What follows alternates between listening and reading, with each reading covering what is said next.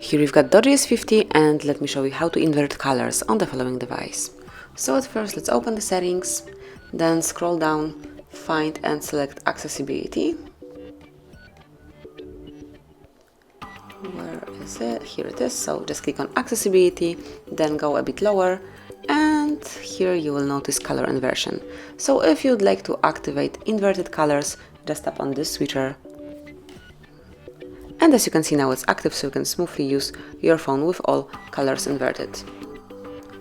As you can see, everything is changed. The display is black, then the letters are white. Here you've got the difference in colors. And if you'd like to turn it off, you have to go to the accessibility again and then turn it off by tapping on the switcher again. And this is it. That would be all. Thank you for watching. Please subscribe our channel and leave the thumbs up.